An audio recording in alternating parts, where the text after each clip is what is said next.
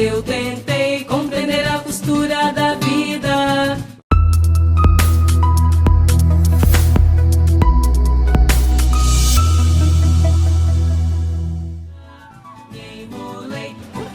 Tina Mello, eu queria que você compartilhasse com a gente um pouco da sua forma de criar, né?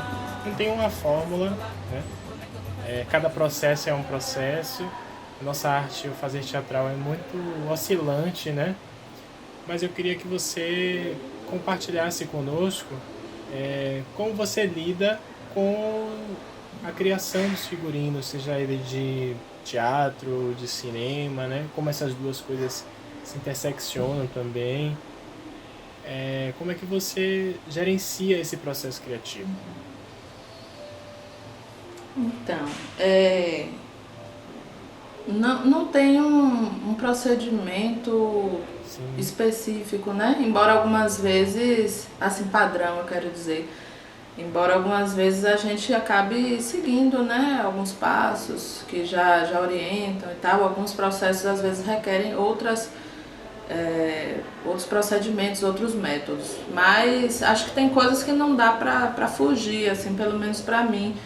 Como eu venho, né, das artes visuais e sempre, desde muito cedo, essas minhas referências da imagem, né, do visual foi muito forte, então eu acabo buscando primeiro me relacionar com o trabalho a partir de um diálogo, primeiro para entender bem, né, qual é essa proposta. Confesso que majoritariamente esse diálogo vem com a direção, mas eu tenho entendido nos últimos trabalhos uma necessidade maior de dialogar também com o elenco, né, porque algumas experiências que me exigiram mais isso, acabaram me provocando para pontos bem interessantes. Claro que isso depende também, né, da proposta, depende desse projeto, né, se permite mais essa flexibilidade ou não. Mas com a maioria das pessoas que eu trabalho, isso é permitido e é um processo interessante. Embora majoritariamente eu dialogue mais com a direção, com a equipe técnica do que com o elenco, mas tenho me atentado para isso, né, para a importância disso, que também é interessante. Então eu vou buscar esse diálogo, né, para entender bem a proposta, tentar definir primeiro um conceito, porque eu tenho essa coisa da imagem, do conceito, para mim trabalha muito junto, né? Então tentar compreender uma proposta conceitual acaba me ajudando muito antes de começar uma pesquisa visual, por exemplo, né? Claro que enfim, quando você conversa de ideias, de proposições, inevitavelmente imagens começam a nos assaltar, né?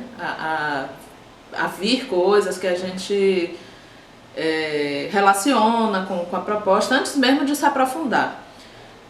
Só que aí algumas delas vão permanecer, outras não. Algumas acabam até se tornando figurinos, mas eu acho que é sempre interessante aprofundar no entendimento da proposta ou do texto, né? Porque às vezes não parte de um texto, mas do que vai ser essa proposta, entender esse conceito, entender qual a provocação também que vem de lá e o que a gente contribui, porque eu penso muito no figurino, na visualidade, né? Também como discurso. Então, cada elemento que você escolhe ou que ele vai estar ali presente, está dando uma informação para o público, né? Eu lembro que sempre que eu dava aula, que eu dou oficina, que eu falo sobre isso, é algo que eu sempre tento trazer, né? Assim, essa preocupação com cada elemento que você vai escolher para estar ali, né? Uma cor, uma textura.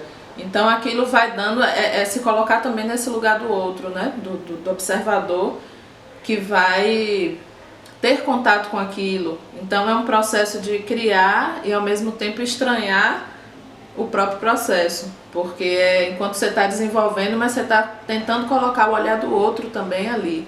E aí vem essa perspectiva de como isso chega, né? Como é que isso chega? Então, aí, será que vai comunicar? Não é uma tentativa de controle da recepção, mas é uma tentativa de alinhar essa comunicação, né? Afinar isso para que esse figurino, o cenário, a maquiagem, tudo isso contribua, né, dentro desse conjunto para passar essa mensagem, contribuir com o entendimento desse conceito que foi desenvolvido ali. Então, por isso que para mim é tão importante assim, esse entendimento do discurso, né, disso que está sendo construído, até porque a imagem é discurso. E aí vou partir, né, para destrinchar bem isso, desenvolver um conceito que vai ajudar a entender o que é possível entrar ou não. E aí partir para uma pesquisa visual. Essa pesquisa é muito diversa, porque às vezes ela pode ser pesquisa de referências na internet, em fotografias antigas. Já fiz isso e foi um processo muito gostoso, assim, de fazer um trabalho sobre os anos 80. E aí eu acabei indo para as fotos da minha família, fotos de família das pessoas da equipe que tinham imagens dos anos 80 no Recôncavo. Foi muito interessante isso, né? Que é uma pesquisa de memória também, né? Do que a gente traz, sempre é. Às vezes é uma coisa de observar lugares, né? De estar mais sensível, estar mais atenta a passar numa rua, observar o que esses estímulos visuais, né? De coisas que no cotidiano a gente acaba desligando um pouco. Então, como é que você busca estar mais atenta sei lá, passar na Avenida 7 e observar essa parte de cima dos casarões, né? Que a gente quase não enxerga. Eu falo isso no sentido que é linda. de... Exatamente. Tem fachadas lindas. E que a gente não vê, né? Por causa da pressa, por causa de milhões de coisas que a gente está fazendo. E aí eu vou tentando também...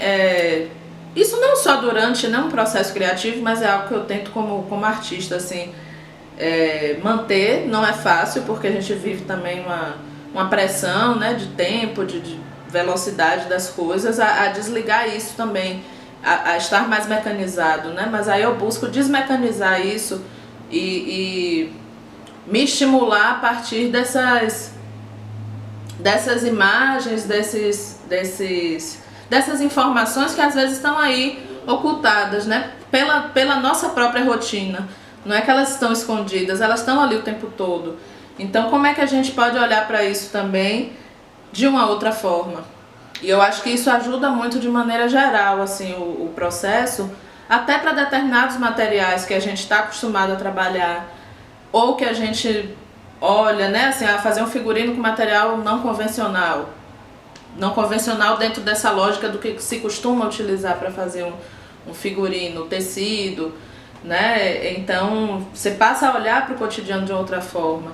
E aí alguns projetos vão instigar mais isso na gente, né? É um exercício interessante também, porque aí a gente começa a olhar para um objeto utilitário de uma outra maneira, né? E a deslocar ele da função.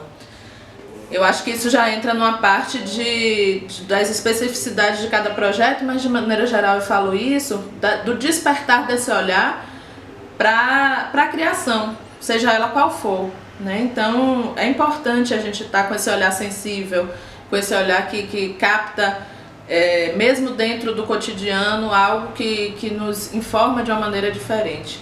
Então tentar exercitar isso para mim é algo que alimenta tudo que eu faço, né? Qualquer tipo de produção. Então, dentro de um processo de criação de um figurino, por exemplo, eu vou tentar estar mais atenta ainda.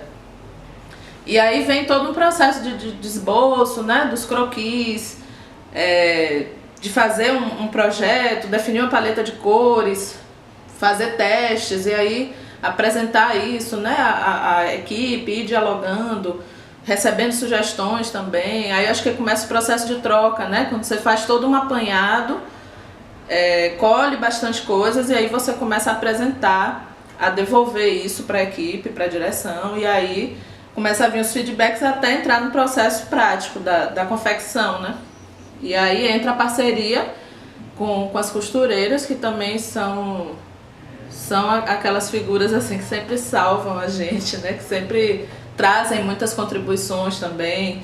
Já cheguei muitas vezes para a Saraí apresentar uma proposta, ela dizia, acho que esse material aqui fica melhor, isso aqui ajusta dessa forma e tal. Então é um processo cíclico, né, de aprendizado, de troca, que a gente está ali o tempo inteiro dialogando. E aí acho que cada processo cada processo de criação vai deixando muito na gente, né?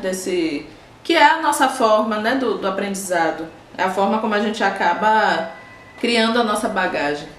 Mas acho que é mais ou menos por aí.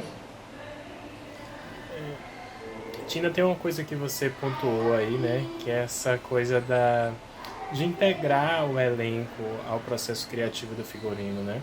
Porque o figurino, ele torna-se, né, a segunda pele do ator. Né? Então, como isso é importante, assim, o ator precisa estar bem, se sentir bem com aquela roupa para poder estar em cena, né?